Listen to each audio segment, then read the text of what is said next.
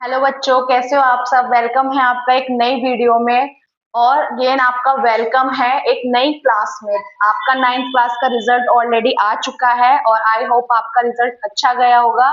यहाँ से भी मेरे जितने भी बच्चे थे उन सबका जो रिजल्ट है वो बहुत अच्छा गया, यानी कि उनकी एक्सपेक्टेशन से बिल्कुल बराबर गया है। तो रिजल्ट बहुत अच्छा रहा है क्लास नाइन्थ का ओवरऑल मेरे अकॉर्डिंग। बाकी आप बताना कि आप सबका रिजल्ट कैसा रहा है। तो अब आप लाइफ का वो चैप्टर स्टार्ट करने जा रहे हो जो आपके लिए हमेशा के लिए मेमोरेबल होने वाला है। क्लास टेंथ को यूं ही नहीं इतना बड़ा बताया जाता है, या फिर आप सबसे सुनते हो कि बोर्ड जो है या फिर क्लास टेंथ जो है उसमें थोड़ा सा ध्यान दो। वो ध्यान देने के साथ साथ ही जो क्लास टेंथ होती है वो हमारी लाइफ का एक ऐसा चैप्टर होता है जो हमेशा के लिए हमारे लिए मेमोरेबल होता है। अभी मुझे हंसी भी इसलिए आ रही है क्योंकि मुझे भी अपना कुछ टेंथ क्लास का ऐसा किस्सा है जो मुझे यहाँ पे याद आया था, फिर कभी आपके साथ शेयर करेंगे। लेकिन अभी के लिए आपको ये समझना है कि क्लास टेंथ जो है वो हमारे लिए एक ऐसा लाइफ का चैप्टर है जो हमेशा हमें याद रहने वाला है, क्योंकि यहाँ पर हम अपने डेवलपमेंट के साथ साथ अपने इमोशंस को भी बिल्डअप करते हैं, नए नए लोगों से मिलते हैं, नई नई अटैचमेंट शेयर करते हैं। वैसे तो आज के टाइम में जो बच्चे हैं वो बचपन से इतने क्रिएटिव हैं और इतनी सारी चीजों के बारे में ऑलरेडी जानते हैं। बट क्लास टेंथ में जब पहले बच्चे आते थे ना तो ऐसी मेमोरेबल चीजें बनाते थे जो हमेशा उन्हें याद रहती थी। अभी भी है, अभी भी बहुत सारे बच्चों के साथ ऐसा है। तो क्लास टेंथ सिर्फ सिलेबस वाइज ही टफ नहीं है, हमारी लाइफ में भी हमारे लिए वो टफ स्पेस है, यानी कि यहाँ को अगर हम क्रॉस कर गए तो आगे हम सक्सेस पा सकते हैं। लेकिन आपको इस सक्सेस में घबराना बिल्कुल नहीं है, क्योंकि मुश्किल है लेकिन नामुमकिन नहीं है। हम मुश्किल काम को भी आसान कर सकते हैं अगर हमारे अंदर लगन है और हम अगर मेहनत करना चाहते हैं तो आज हम बात करने वाले हैं अपने सब्जेक्ट्स की, ठीक है। देखो, फर्स्टली किसी भी चीज को स्ट्रॉन्ग करने के लिए उसकी नींव जो होती है उसको हमें मजबूत बनाना पड़ता है, ठीक है। और यहाँ पर हम एजुकेशन की बात कर रहे हैं तो एजुकेशन में यानी कि सब्जेक्ट में हम किसी भी नींव को कैसे मजबूत बना सकते हैं, उसके सिलेबस को डिटेल में जान के। अगर आप सिलेबस अच्छे से समझ गए हो तो आप चैप्टर्स को बहुत इजीली समझ पाओगे और उसके कॉन्सेप्ट को भी इजीली समझ पाओगे। तो आज सिलेबस को आपको डिटेल में समझाने के लिए हमने वीडियो बनाई है। फर्स्टली मेरा नाम सुरभि शर्मा है और इस साल मैं आपको पूरे मैथ और साइंस पढ़ाने वाली हूँ। तो पहले तो आपका वेलकम है नई क्लास में, ये आपके लिए साइंस की पहली क्लास है और इस क्लास में हम डिस्कस करने वाले हैं साइंस का सिलेबस।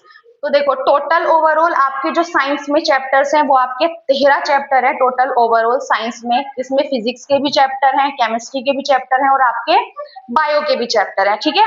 फिजिक्स, केमिस्ट्री और बायो में डिफरेंस क्या होता है पहले मैं ये आपको बता देती हूँ। देखो, फिजिक्स में बेसिकली जो आता है हमारा थ्योरिकल कम आता है, थोड़ा प्रैक्टिकल यानी कि न्यूमेरिकल्स ज्यादा आते हैं। अब न्यूमेरिकल्स क्या होते हैं ये भी बहुत सारे बच्चों के दिमाग में क्वेश्चन होगा, वैसे तो नाइन्थ में आप पढ़ चुके ऑलरेडी।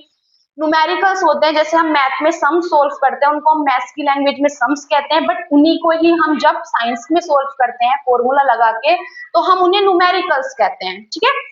अब केमिकल में क्या डिफरेंस होता है, केमिकल में डिफरेंस होता है यहाँ पर चीजें हम क्या पढ़ते हैं, प्रैक्टिकली पढ़ते हैं, यानी कि किन्हीं भी केमिकल्स के कॉम्बिनेशंस, रिएक्शन और उनके इक्वेशंस को हम क्या पढ़ते हैं, केमिस्ट्री के अंदर रीड करते हैं। बायो क्या होती है, बायो होती है हमारी फिजिकल एजुकेशन, यानी कि हमारी बॉडी से रिलेटेड सारी चीजें, उनके बारे में स्टडी करना, ये सारी चीजें करना हमारे किसका, बायो का पार्ट होता है, ठीक है। अब इसके चैप्टर्स को देख लेते हैं, जो कि अभी मैंने बोला कि नीट को मजबूत करना क्या है हमारे लिए सबसे ज्यादा जरूरी है। तो पहला चैप्टर है केमिकल रिएक्शन एंड इक्वेशन, ये आपका केमिस्ट्री का चैप्टर है। सेकंड है एसिड बेस एंड सोल्ट, ये भी आपका केमिस्ट्री का चैप्टर है। थर्ड है मेटल एंड नॉन मेटल, ये भी आपका केमिस्ट्री का चैप्टर है। फोर्थ है कार्बन एंड इट्स कंपाउंड, ये भी आपका केमिस्ट्री का चैप्टर है। उसके बाद फिफ्थ चैप्टर है लाइफ प्रोसेस, जो कि सेल आपने क्लास नाइन्थ में पढ़ा था उसी का ही एक्सटेंड वर्जन है। और ये आपका बायो का चैप्टर है। चैप्टर नंबर 6 है कंट्रोल एंड कोऑर्डिनेशन, ये भी आपका बायो का चैप्टर है। Chapter number 7 how do organism reproduce, ये भी आपका बायो का चैप्टर है। चैप्टर नंबर 8 हेरिडिटी, ये भी आपका बायो का चैप्टर है। अब चैप्टर नंबर 9, 10, 11, 12 ये चारों ही आपके फिजिक्स के चैप्टर हैं, तो यानी कि हम बोल सकते हैं कि हमारे जो न्यूमेरिकल बनेंगे वो इन चारों चैप्टर से ही बनेंगे। लेकिन किस चैप्टर में क्या इंपॉर्टेंट है, कैसे हमें पढ़ना है, कंटेंट वाइज, ये सारी चीजें हम इस चैनल पर पढ़ने वाले हैं। लेकिन सिर्फ आपको क्या करना है कि आपको फर्स्ट डे से ही जुड़े हुए रहना है, ठीक है। तो 9 चैप्टर है light, reflection and refraction. Chapter number 10 है the human eye and the colourful world. और आपका 11 है इलेक्ट्रिसिटी। 12 चैप्टर है magnetic effect of electric current. और chapter number 13 last but not the least our environment, ठीक है। अवर एनवायरनमेंट बेसिकली तो वैसे ये अलग सा चैप्टर है, बट बहुत इजी कॉन्सेप्ट है और स्कोरिंग चैप्टर है, और इसको बायो में ही हम इंक्लूड करते हैं। तो ये चैप्टर हमारा किस में आता है, बायो में ही आता है, ठीक है। चैप्टर 13 चैप्टर है, 13 के 13 चैप्टर्स के हमने नाम पढ़े हैं, क्या कितने चैप्टर्स हैं, कैसे आप इनको डिवाइड करके पढ़ोगे, कितने चैप्टर फिजिक्स के हैं, कितने केमिस्ट्री के, कितने बायो के, ये सारी चीजें हमने यहाँ पे समझ ली। अब हम पढ़ने किस तरीके से वाले हैं ये मैं आपको थोड़ा सा समझा देती हूँ। फर्स्टली हम सबसे पहले नोट्स के द्वारा चैप्टर के कॉन्सेप्ट्स को समझेंगे कि चैप्टर के अंदर है क्या क्या। फिर हम टॉपिक वाइज डिटेल में पढ़ेंगे ताकि आपको एंड टू एंड टाइम तक सारी चीजें क्या रहे, याद रहे। ऐसा ना हो कि आप आज लेक्चर देख रहे हो तो आज आपको याद है लेकिन 4 दिन बाद आप भूल जाते हो, नहीं। हम उस कॉन्सेप्ट में पढ़ेंगे ताकि आपको इस समय से लेके और अपने लास्ट एग्जाम समय तक भी वो कॉन्सेप्ट याद रहे, ठीक है।